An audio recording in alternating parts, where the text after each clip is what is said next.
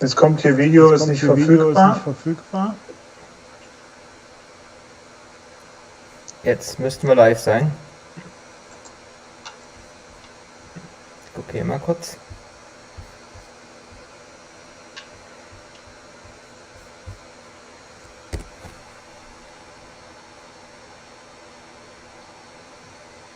Siehst du uns? Nein, ne? Ah, Werbung. Gutes Zeichen.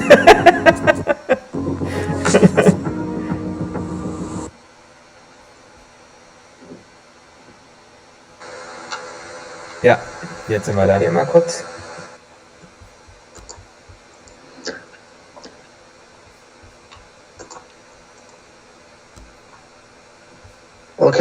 Okay. Kannst du uns sehen oder nicht? Ich kann uns sehen, ja. Wir sind live. We are live, okay. We are live. Okay. I cannot see us. So anyway, hello and welcome, Markus. Hello. Welcome all the millions outside, watching this beautiful movie. And thank you first of all for the opportunity to talk about your new film here and for more about the background. It's quite funny because we both are from GDR, talking now in English. Me as a Saxonian, you as a Thüringer, not really a German for a Saxon. So anyway, before we start, for all of our viewers, you now have the opportunity to send us questions via this YouTube chat. Which I don't see anymore. So Markus, you have to read the question coming in. We take it up. But before we move on to these open question and answer part, I have a few topics I'd like to ask you about. So we share a bit of history in the GDR, and the passion for cycling and bikepacking. But actually, I wanted to start with the question right away. I wondered whether everyone in the audience, the millions viewers here knows you. So therefore, please introduce yourself again briefly, and then we start with the questions. Yeah, cool. Hold on, I think we have a technical thing with some echo here. Time for beer. Beer. Everyone in the audience, the millions viewers here knows you. So therefore, please. Oh, okay. We can do a song out of it. We got you double. Hold on, let me just check what we can do.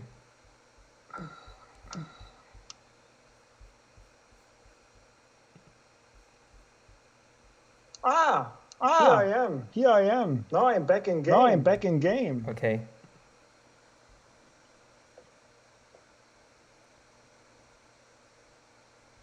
Okay.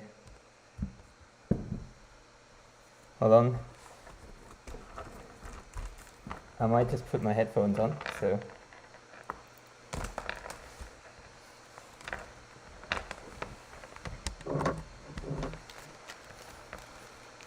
Is this better out there? I never had an echo, so.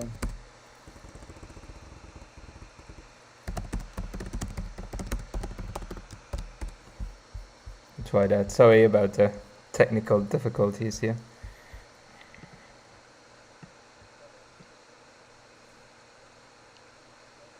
Okay, Markus, fine. Is my audio fine as well, James? Okay. Not from you. Okay, Robert. Okay, it's not from Markus. Yeah, allows you to. Okay, much better. Good. Yes, okay, we can speak now. That's, I guess. Sorry for the. Good. Okay, so yeah, maybe let's do a restart. I had a fresh taste of my beer, so. First of all, so I just wanted to jump into the questions I have, and everyone in the audience right now, feel free to type in your questions here in the YouTube chat, and we will take it from there. But first of all, Markus, I believe it's a good opportunity for you to introduce yourself briefly, and then we can start. Yeah, okay? That's cool.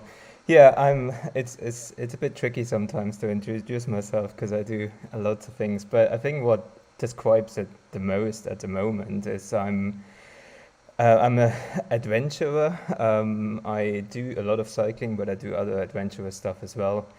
And I've moved into filmmaking about 3 years ago. So through the cycling, I gradually moved into filmmaking, and I possibly describe myself as a filmmaker now as well. And I do quite a lot of writing and photography as well.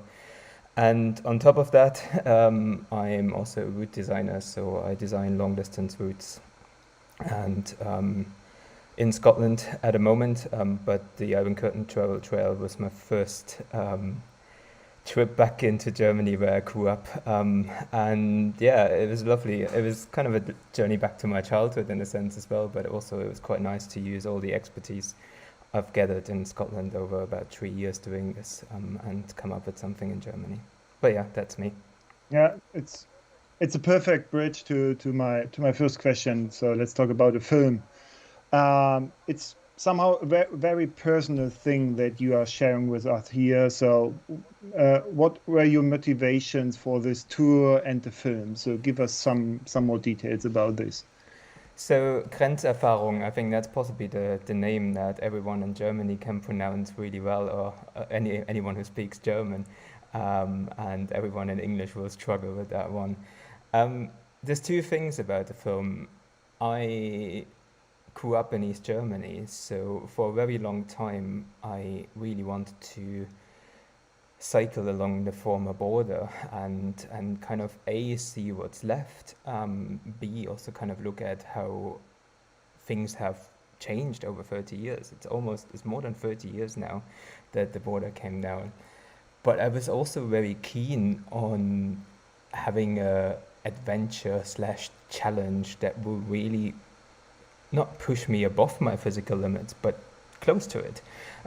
So deciding to go there in October, with limited daylight already, and cycle about 100 kilometers a day and film the whole thing at the same time, and bivvy most of the time. I stayed in hotels at times as well. Was quite a challenge, and I think it was for me obviously a very emotional thing, because it was also going back to a small village called Schwabfeld, where my parents moved in 1994.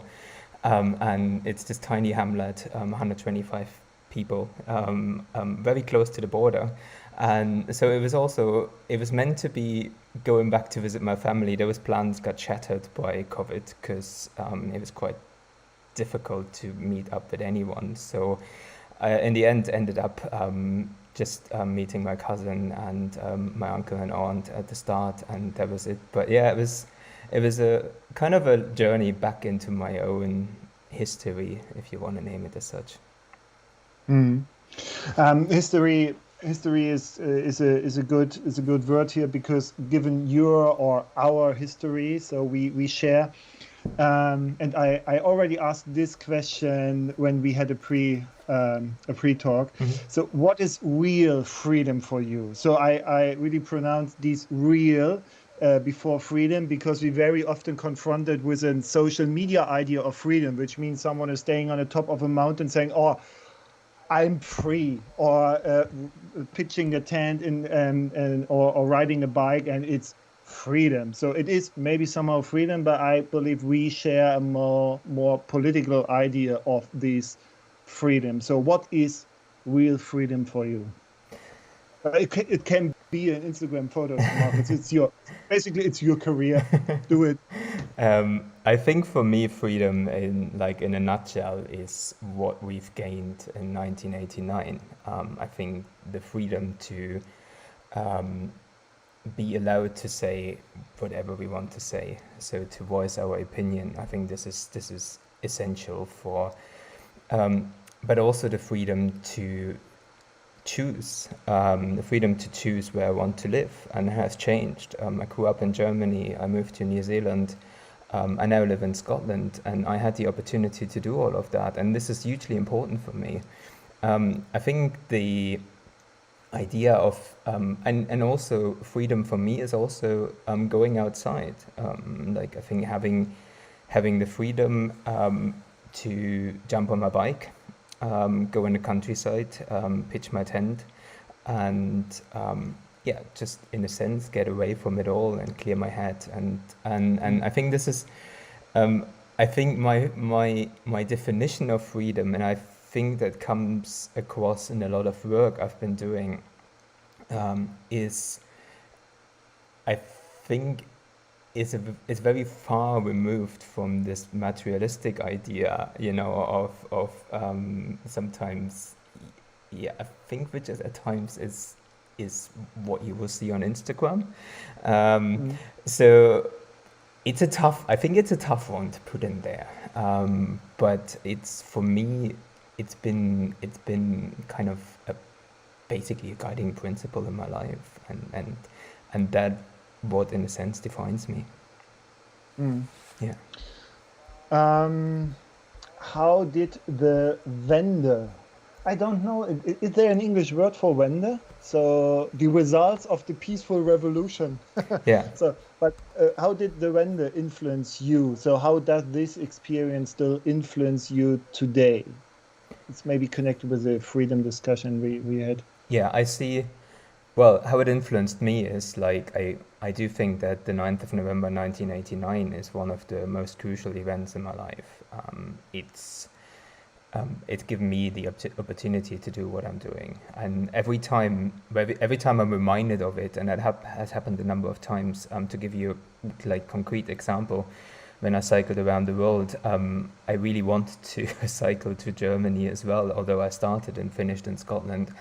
And the very first time I came up from Bavaria, and the very first time I crossed the former border, I had this feeling like this is in a sense, this is amazing, because without the events, this wouldn't happen. I wouldn't be here. I'm not sure where I would be, but I think this is, and it stays with me. And I remember when I did the video, when I worked on the film, the very first time I watched the finished result, it was super emotional, I think, because I thought, like, again, you wouldn't be sitting here doing this without all of the, and I think in a sense, it showed me that I think, in a sense, I think we take freedom for granted if we live in Germany, in the UK, and in Western society. I think it's something that we take for granted, and I think that's in a sense good. But having grown up, and I was only 10 years old, so I can't really say for myself that it impacted me that much, the former GDR.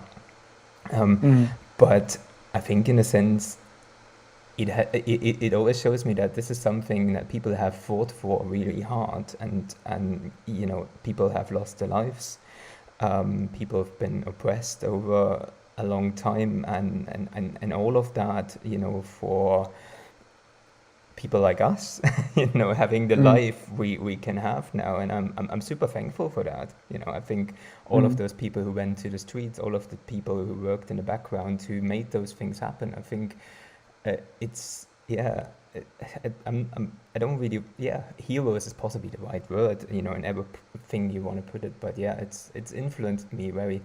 And I think it also influenced me is that I think when you look at principles, freedom is a really, really important principle for me. So if I feel someone's trying to cut a little bit of that freedom away from me in whatever sense and form, that's where I think kind of get stressed and agitated almost, and I think this is because I don't really want to lose that freedom again. I think it's like, hopefully it's here to stay, hopefully. When I can remember when we had these when the wall came down, so I skipped school. I jumped into the next train from Leipzig, where I lived at the time, to West Berlin, and to move to West Berlin, and coming to the real meaning of freedom today. So how was your first visit to the West, and what was the first thing you bought from the welcome money we got? So by the way, I got 15 Deutschmark more because I visited West Berlin. So we had a 15 extra German marks, so Yeah. not only 100. So my memory of that day is, and actually the point where we crossed is quite prominently featured in the film. It's Teistungen, small village near a town called Duderstadt in the Eichsfeld region. And so my memory is like on the 9th of November, we're sitting in front of the television. I can say this now, we had West television, so we weren't reliant on just watching East German television all the time. So we kind of knew what's going on much more than I think people who weren't able to receive that were so close to the border. Watched it on television, and I think it was really tense. It was tense because my brother was in the army. He had to do his military service. So he was about 30 kilometers away from my parents' house, sitting basically on call. And if there would have been a military intervention, he would have been sent out, potentially fighting against people in his own country. And that very thought is if my parents were, I think, a little bit stressed about the whole situation, understandably. And the next morning I woke up, and we lived in an apartment building, and it was really interesting because, you could see some sort of relief from my parents. And then things moved very quickly. Mom and Dad got up, we had breakfast, and off we were in our Trabant, and drove over. Because back then, there was not really time to ask any questions. Just, we basically ushered into our car. Because again, like my parents didn't know if that is here to stay. That would have possibly been one of the only shots we had to go over to West Germany, see what it's like, and come back again. And I think, like at that time in East Germany, people were planning that the border is going to be closed at some stage again. So, this is temporarily. So we jumped in the car, drove over there, and I was totally overwhelmed when we arrived there. There were heaps of people because everyone was trying to do the same. So there were huge tailbacks, and it was this totally different world in a sense. we went into a toy shop because we collected our Begrüßungsgeld, the greeting money, and then I was allowed to make one purchase, and I bought this little police car, which unfortunately I don't have with me, but and I was so overwhelmed when I went into this shop because the shelves were full with stuff. It smelled very different. I don't know if you recognize that in Berlin as well. Yeah. But I thought West Germany smelled totally different from East Germany. Yeah. It's a mixture from coffee and Sarati chocolate. Yeah. So it was very special. And so I bought this car. I was obviously very proud of it, and I don't think I did let it go for the rest of the day. Yeah. And then I don't know exactly what we did afterwards. That's kind of left my mind a little bit. And then we drove back, and we were back in our kind of old world for the evening. So it was just a brief visit, but it was. Yeah, in a sense, it was an amazing moment, but I think, being 10 years old, I didn't really register like everything that was going on. But it's interesting. So I bought a Garfield calendar for my sister and kept the rest of the money because, as you said and mentioned, no one was sure what's going on. So is the wall open tomorrow? Yeah. As well, so we don't know. So that's why I kept all the rest of the German money, because I said, oh no, then I'm a rich kid in the GDR. Even we closed the wall again. So anyway, let's talk about cycling, Markus. You wrote in an article for Single Track magazine. Growing up here has shaped my cycling. So growing up in your home town. Yeah. Looking back, it makes total sense that I moved to Scotland and saw an immediate attraction in circumnavigating the world single speed. So does it mean is your passion for traveling by bike mainly explained by your past, your history in the GDR? Yeah. In a couple of ways, I think that sentence has got kind of two meanings to it. Yes, that I do think going around the world is the ultimate trip you can do. If freedom means a lot for you, and um, yeah, I felt very privileged when I did the round the world trip that I could do this.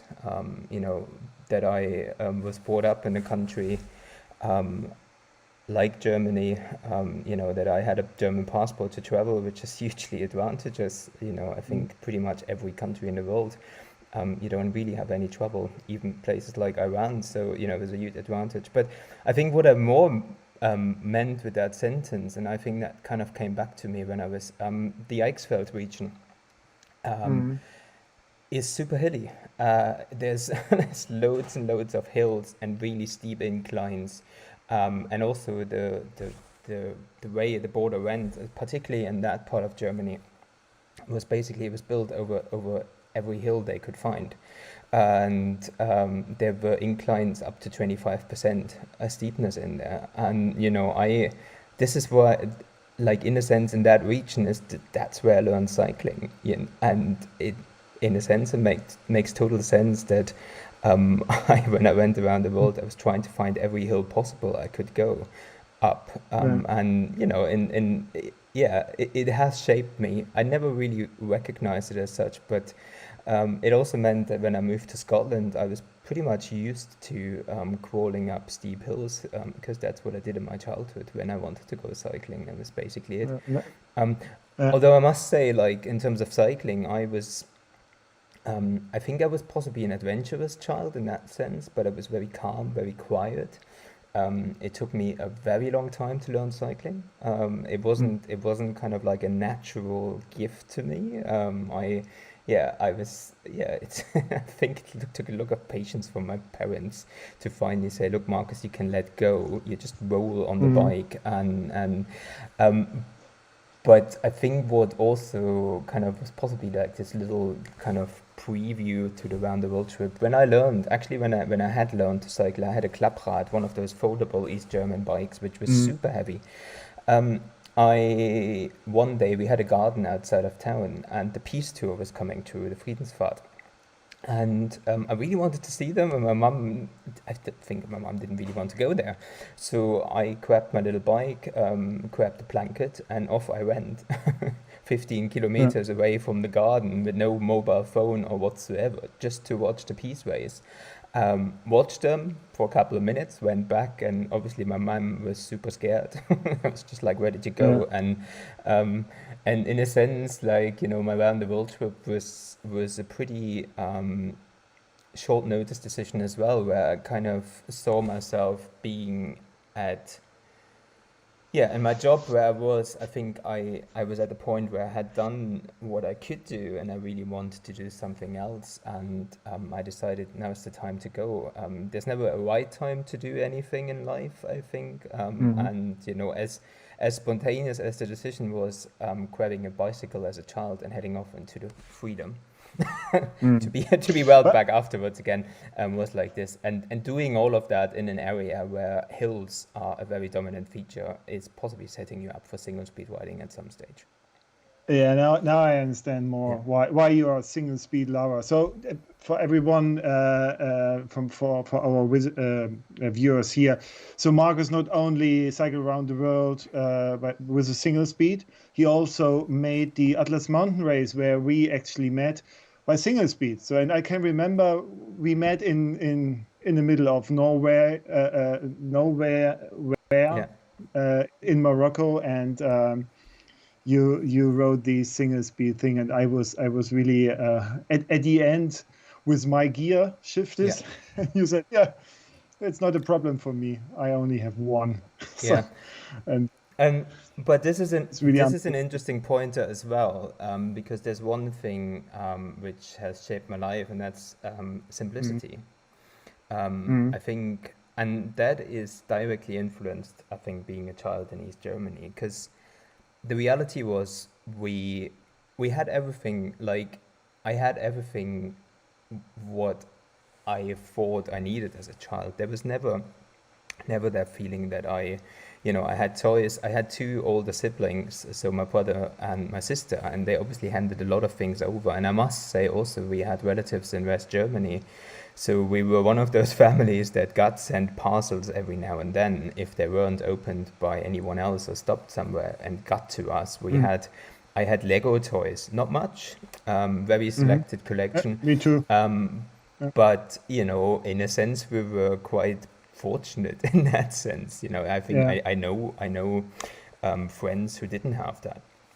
And but I think I also knew as a child, we can't just go to the shop and buy something. Sometimes things are just not available. Or, you know, like I think every Christmas, I wrote down my Christmas kind of wish list, and I had this little model train where I kind of wanted houses and new wagons and locomotives and sort of stuff. It was a big thing, but it was also incredibly hard to get those things.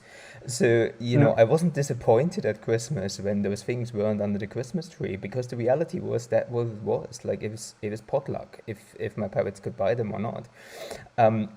So, or we had to queue for bananas, oranges, or whatever exotic fruit. You know, there was never any question raised why that is. Like, I think I never knew that there's something different, and I think in a sense that has shaped me, that I can get by with very little. If you cycle around the world on a bikepacking setup, you really have to accept the idea that you just really have the basics. You know, you have one base layer which is short, one base layer that's long, and after cycling 5 days in the jungle in Thailand in a short base layer, you're quite smelly.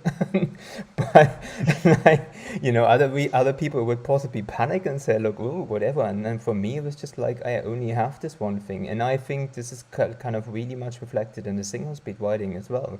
If you only have one gear, then at some stage you stop thinking about how many gears you could have to get up the hill. You just simply accept that's the fact, and you come up with tactics or solutions how you're going to get up the hill. So in Morocco, I knew, you know, if I wanted to make it up the hill, I had to go in full guns blazing and find the right line to get up there. Or as we always do, push bike. Yeah, or push the bike, and that's cool as well, because you know, it's kind of like, but it's again, like if you push your bike up, some people think, don't you think that is annoying to do? And I was like, no, because for me, that's what it is. You know, I've chosen to take a single speed bike. No one has forced me to do that.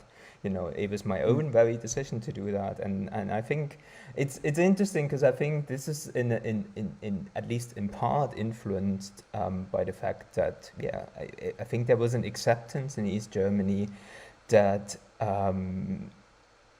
we just didn't have the freedom to do that, and the shelves were empty at times before Christmas. You know, it's kind of, you better be quick if you want something, otherwise you'll lose out. And you know, me had nothing. Yeah. Okay. Just an interesting thing, because someone's just posted a question in there. Is Ronald Reagan really a champion of freedom for you? So I think we had this in a pre-discussion already.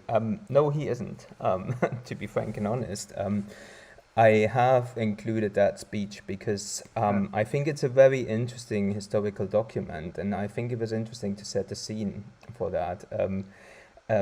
It isn't like, and I don't agree with a lot of the stuff he's done, so it's definitely not my definition of freedom. Now we're talking about history. Yeah, but I do think not about role models. I do think, and I think this is interesting about the film, and about the border as well. It's a huge piece of history, and I try to be as non-biased as possible in the film towards all those things that influence the history of that thing. And I think it's very tricky sometimes, because I think the more emotional involvement we have with things, the harder it is to be non-biased with that. But yeah, I have used it because I think it's a important historical document. It is certainly a speech that, to a certain extent, has influenced the things that happened afterwards in East Germany and the Soviet Union, and I think that's the reason why I influenced. And I think if it makes people think about what role those world leaders played within the larger constellation, I think a huge chunk of the change in Germany comes from the people in Germany, actually. I think if the people in East Germany wouldn't have taken to the streets and demanded their freedom, I don't think the events would have happened the way they have happened. But and David Hasselhoff. And David Hasselhoff, yes. David Hasselhoff. Certainly not my idea of freedom, that one. But yeah, no, I think it's good, and I do hope that the film makes people talk about that. And I think it also hopefully is a reminder of I think German history in general. I think the reason why we end up in that situation as a country was due to the Second World War. And I think this is such a I think if you look at German history in the last 200 years, it's highly interesting, but it's also to a certain extent very scary what happened. And I do hope that those things that happened in the Third Reich will never happen again in any other country. So, yeah. As we can see in the last days. Okay, back to this tour. If I want to follow it, where I can find the information about it? You already posted, I thought, in the YouTube channel, but where can I find your route and everything? Yes, so I did set up a page called bikepacking.germany.com. I'll post the link into the chat as well, but it's possibly quite easy to type in your browser. I don't think you will find it yet in Google because it's a brand new page. So bikepacking.germany.com. And the route is also on Komoot, and it will also be on bikepacking.com. We're just working on that one, but yeah, that's where you can download it. It's free to download. Even if you don't have a Komoot account, I have posted the GPX files of the individual stages, so you can download them as well if you don't have an account at Komoot. In a sense, Komoot's quite good because it gives you a little bit more background about the surfaces and places to go and highlights and those sort of things.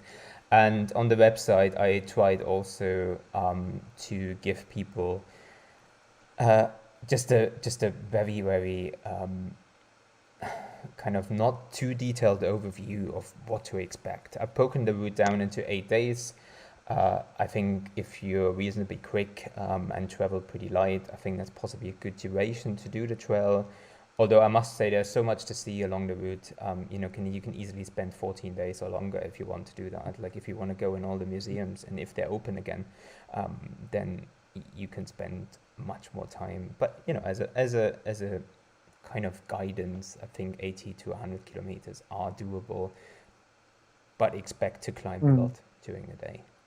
Yeah, this is my next question as well. So how would you rate the character of the route? Because you mentioned in the beginning, okay, you were looking for a route which is also challenging for you. Yeah. So, and now everyone knows what you've done in the past. A little bit scary maybe, but can it be done even by not so experienced riders? So what to expect in general? Yes, it can. I think basic question. I don't want to scare people, and I don't think it's a scary route. Yeah. It is challenging because, I think my general advice to people would be, so the route I've created is a mixture of the Kolonnenweg on the former border, which is also used by the Grenzstein Trophy from Gunnar Fehlau. Really interesting event as well. Then there's also the EV13, the Iron Curtain Trail, which is from Eurovelo. I've used parts of that as well, but I also put in stuff I wanted to include myself because I either know the area, like in the Eichsfeld region, for example. I had extensive local knowledge from growing up there. So it is, I think it's a difficult route if you cycle those distances I cycled, because you really need to put your climbing legs on and be prepared to climb 1,500 meters a day, which is on a loaded up bike, not too bad. I would suggest.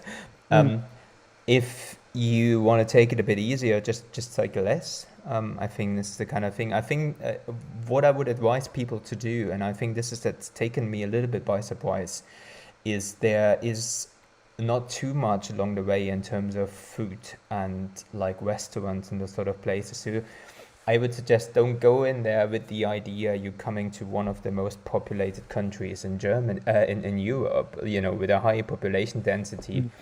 You will be traveling to an area of Germany that has been pretty much characterized by like a lot of shops and restaurants and pubs, or the equivalent to a German pub.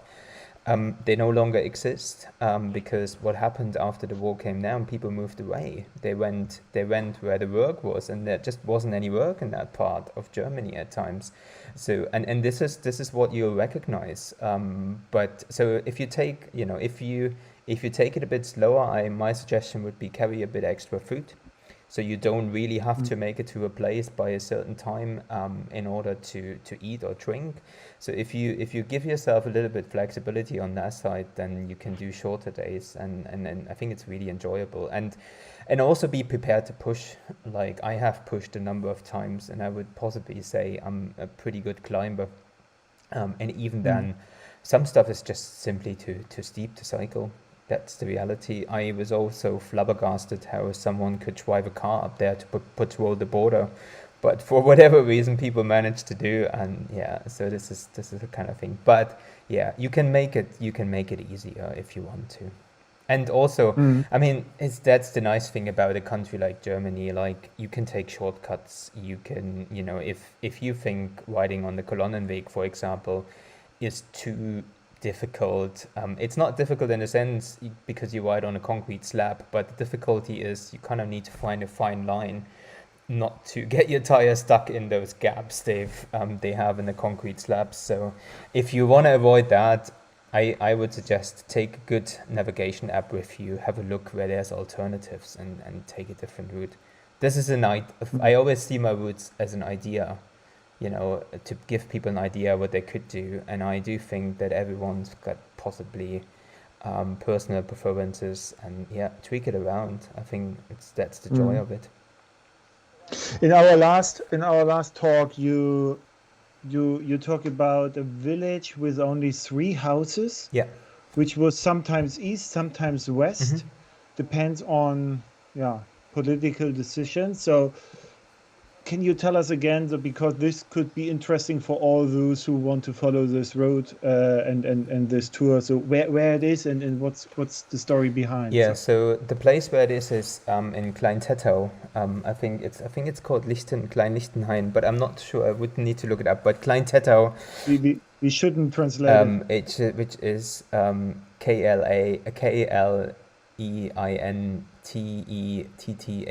I've included that in the route description as well, by the way, because I think that's quite a significant thing. So there were 3 houses that. So when the border was set, so I think that's possibly good general knowledge to kind of. So you could get to the border from the west, from West Germany without any problems. Like it was patrolled as well, but it was not like this 5-kilometer security band around it. So from the east, you wouldn't get anywhere close to the border, unless your intention was to flee the country. And I think in most cases that ended with either death or injuries. And so this particular little stretch of land, when they were putting up the border, there were 3 houses that technically belonged to East Germany, but for some reason they were in East German territory, but the fence was on the other side, so they actually belonged to West Germany. So there was literally 3 people. I know not people in 3 houses who were lucky enough to live on the side of the border that that basically I think it's fair to say that freedom, there was much more freedom in West Germany than there was in East Germany. The interesting thing, though, is that they could, for example, never connect to the telephone network in the West because the Western German telecom wouldn't connect those East Germans to their telephone network. They eventually changed the borderline, And those houses came back or were then in West Germany officially. I think that happened in 1976. But it's like, I think it's flabbergasting to kind of, and that corner, I would like, there's a big sign there, you can read about it in that part, and it's cool. super interesting. It's also, you possibly won't miss it if you're Scottish, because there's loads and loads of Highland cattle there. So it's the biggest Highland cattle herd in Germany. So as soon as you see some hairy coos in Germany, watch out. Yeah, but it's little stories like this which make it really interesting, I think. Yeah. So what are your three must-visit places that I should visit when I go on cycling this route? Oof. Good question. A selective question. So I'm biased with that one. I think you should really go to see the Hanstein Castle and the village of Rimbach. And the reason for that one is, it is one of those villages where the border was literally basically on the edge of the village. And the Hanstein Castle is also, it's a super picturesque castle ruin. It's a significant, like, it's one of those signature pictures from Germany. So I think it's worthwhile going there. There's also a sausage museum in the village, which is right next to it. So if you're into German sausage, sometimes living in the UK, that's basically people think is the good thing about Germany. Go there, that's cool. You'll have, I think it's a good thing. So that would be one thing. I think in terms of historic significance, Mödlareuth is another place which I think is a must do itinerary item. It was often dubbed as Little Berlin. So Mödlareuth is a village in Thuringia. Half of the village was in Thuringia, half of the village was in Bavaria. So they basically built a wall pretty similar to the Berlin Wall to the village, with so there was this concrete wall with watchtowers, and I found that just the sheer thought of that, it's grueling. It's just like, I think there will be families that have lived in the Bavaria part, and they could never visit, other way around, the people in Thuringia could never visit the people in Bavaria, and vice versa. So I think if you want to get a real sense for that, I think this is a good place, and a lot of the border fortifications are still remaining there. Okay. And that's good. Pretty good as well. And then I also think there's a place called Großboschler, which is in the this is going to be quite challenging here for everyone who speaks English. Großboschler is one of those villages that was basically encircled by the border as well. So it's just basically 3/4 of the village were surrounded by fence. And the whole area around the river Werra is super interesting, because that used to be the borderline, but there was a couple of villages that were exchanged due to the fact that there was a railway line in West Germany, and that railway line went to a couple of villages which belonged to East Germany. So there was an agreement struck between all the forces, so the Americans, French, British, and Russian forces. But I think that discussion was just between America, or the American and the Russian forces, that they exchanged two villages. So two villages went over to East Germany. Two East German villages went over to become West German, and in exchange, a couple of the villages that were in West Germany got taken into East Germany. And again, if you cycle through those villages, you'll pass pretty much all of them on the way. You'll get a real sense for the cruelty of that border, because it was basically ripping families apart with no wrongdoing from their side, in a sense. I think, and those are, like, if I would have to pick 3 stages, especially for people who come from further afield, this is where I would spend a little bit more time. Okay, looking at the time, let's check the YouTube question, and there is one question from Mr. 46 Hardy. So it's how much of the route is rideable, because he wisely checked Eurovelo website, and they suggest a large portion of the route is under development. So what can you say about So the route I've plotted is pretty much all rideable. There might be some bits which are too steep to cycle. That's potentially the case.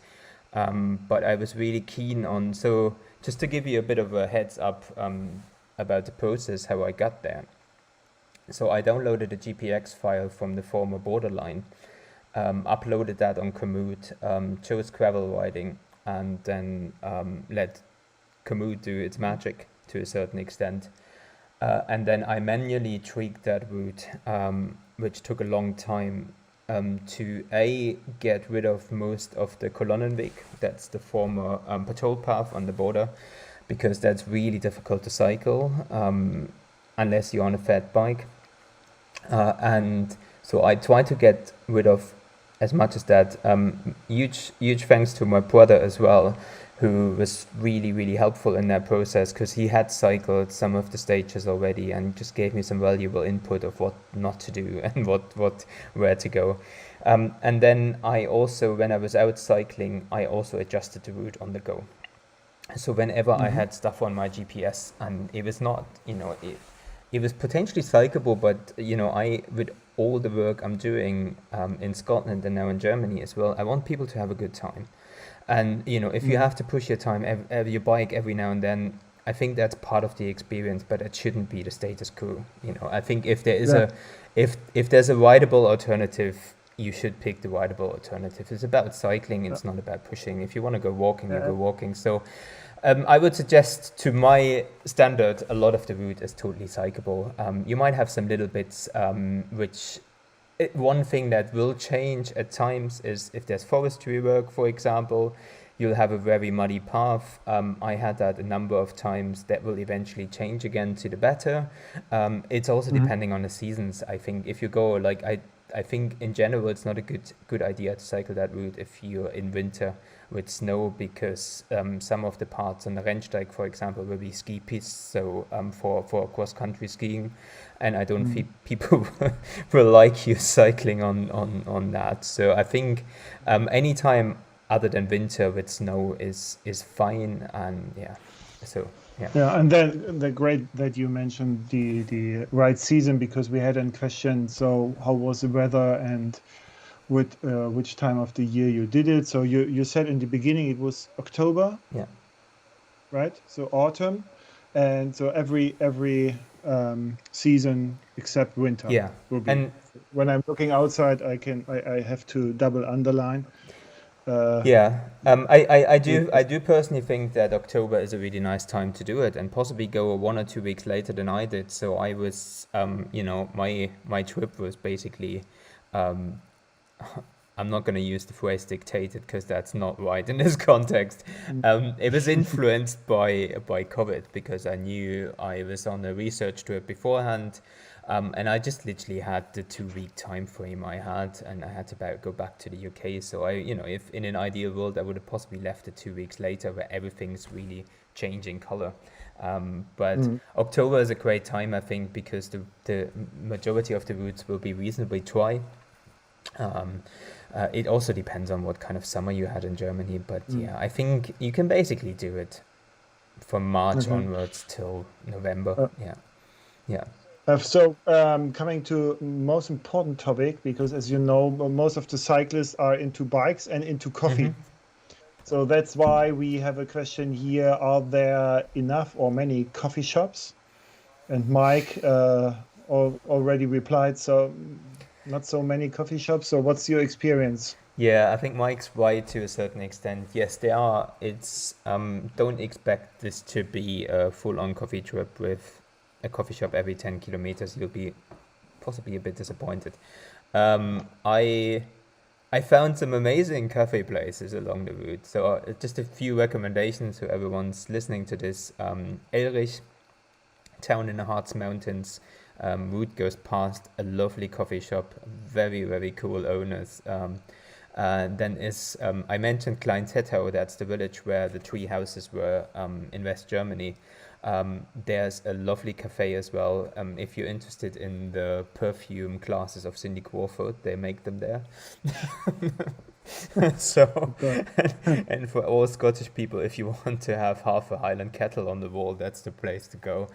And then I think in general, just accept the fact that I mentioned that beforehand. So to give you a bit of context to that, so what happened after the wall came down is that, like I think the East German industry and pretty much the whole economy was in bits. And the people who couldn't find jobs, they moved somewhere else. And that basically left a lot of communities bereft of young people. Unfortunately, I think there's a lot of places now where that's been reversed. I know, for example, Heiligenstadt, which is the town where I grew up, a lot of my friends have moved back there because they really see the benefit now again of living there. And that's the reason why you won't find, it's not like going to the Mosel or to, the tourist hotspots in Germany where, you will be, have loads of beer gardens and sort of stuff. Don't necessarily expect that.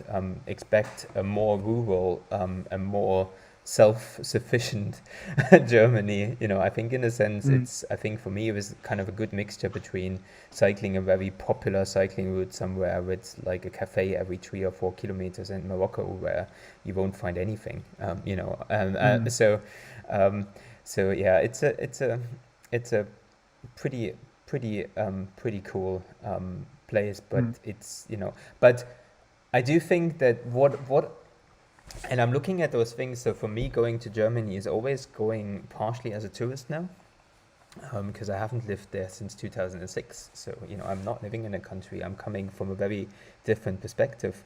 And what I could really feel in those places that had opened up again, there's a real sense of beginning of entrepreneurship there. Those are people who... Capitalism. It's capitalism. No, not at all, because they were super lovely. And, it's also good value for money, to be honest with you.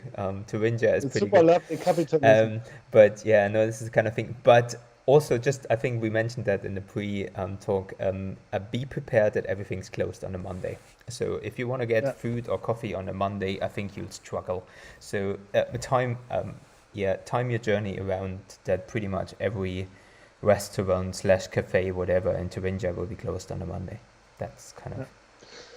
Good, Markus. More or less, last question I have, because we saw you on a bike, and we are all hopefully bike nerds, and therefore, question about your bike and what it is, and maybe some of your luggage, your equipment. Maybe now it's a time I saw you also produced a short video about your bike and your setup, which is maybe interesting for everyone to have a look after we finished here. So, but before that, tell us more about your bike and brief overview about your luggage, and then we can close with the link to the next video. So I rode a two-terrain Vasco gravel bike, which back then was a prototype of the bike. For everyone who doesn't know the company, Tutterong is a small German company based in the south. They make pretty sturdy, no-nonsense steel bikes. They do e-bikes and other things now as well. But I basically had a 28-inch or 700cc wheel gravel bike, steel frame, carbon fork. I rode Schwalbe Ultrabite tires, so that's the most chunky tire that Schwalbe produces in their G1 range, which I think is a good choice for that route because it was muddy at times. Parts of the Rennsteig, for example, will have some rooty bits as well. So it's not as technical single track route, but you'll have that every now and then. I think it's just the extra confidence, and they're all reasonably fast on the road as well. So that's cool. It's not going to slow you down. I was traveling light. I think I was to a certain extent. I still had to carry my drone and my cameras with me, but basically my setup was sleeping bag, sleeping mat, spare clothes whenever I needed to, but I'm the sort of person who doesn't travel with a lot, so I had a puffer jacket, pair of long johns, some spare underwear, and extra pair of socks, and that's possibly about it. Like everything else, you just wear what you wear during the day, in the evening as well if it gets cold. I took a stove with me as well. I'm a big fan of not making any fires anywhere, and especially in a country like Germany that has had three dry summers now, I think, in a row. Yeah. It's absolutely not any good idea to start a fire anywhere.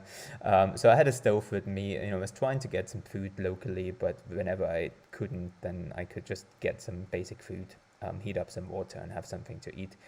And in terms of stuff on the bike, I had a satellite tracker with me, just for extra peace of mind. I have one. I have a subscription, so I might as well use it. And some spare tools. You don't need to go full guns blazing on the tools either. If something really breaks on the bike, there's a couple of bike shops along the way. So I think things like spare tires and whatever, you can possibly leave them at home. I think take some extra spares, because the terrain, especially if you cycle the Kolonnenweg, that's pretty hard wearing on the tires. But if you ride, I rode tubeless and I had no problems whatsoever, and that's cool. And what else did I have on the bike? GPS, obviously. I always carry two navigational devices, even in a country like Germany, because mobile reception is not great. That's another thing to consider.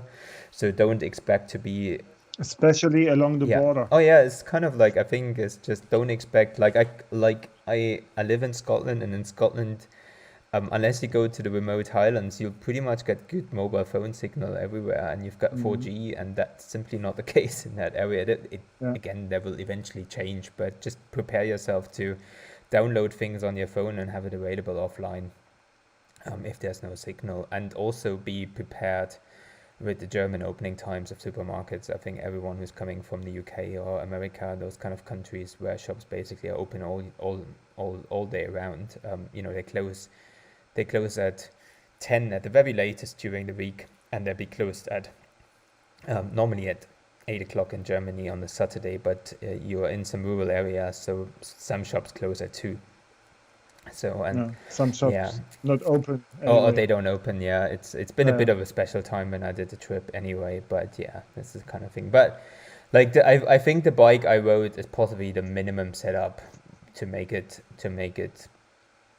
enjoyable. I think 40mm tires, I wouldn't go below that, definitely not. Carbon fork was really helpful. It just takes the stiffness out of the bike a little bit. I think it lets you make some mistakes at least.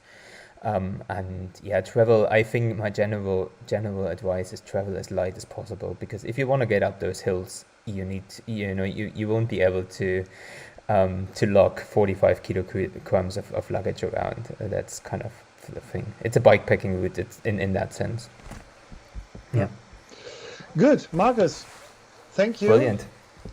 And thank you everyone who shoot questions and watch the movie. So if there are any question, I assume everyone can contact you via, is there a contact of a possibility via Bikepacking Germany for you? Yes. Also just Rides Kultur?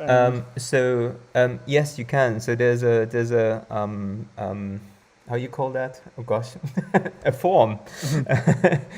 There is a form on the website. So if you've got any burning questions, please drop me a message. That's cool. You can also, my social media channels are linked on the website as well. And you'll potentially find me just putting in my name. There's not too many Markus Stitz around there. There's hopefully there's gonna be one thing for people in the UK, little bit of advertising here. I've written a really long article for Single Track magazine, which is going to be in the next issue 135, and I think that will give you, if you're really interested in riding the route, if you've got an interest in the history and just a little bit more nice background knowledge to it, gets a great I think article to kind of get you really in the mood. And there's hopefully going to be some more stuff online, but get in touch via social media, and hopefully people enjoy it. And you should post a link to I'm just about to do that, to the bike and equipment. everything, and I have to say goodbye. I have to say thank you. Famous last words for you, Markus, and then I have another beer. Well, I thank you for taking the time to speak to me and also to speak about everything in advance. So I really enjoyed that. And also, Welcome. a huge thanks for everyone watching the premiere. It's nice to see that people are watching it. It's also for people watching this. I think, yeah, it's great. And I generally hope that people have a great time riding the route, watching the video, and it's kind of inspires you to whatever you want to do with it. Brilliant. Good. Thank you.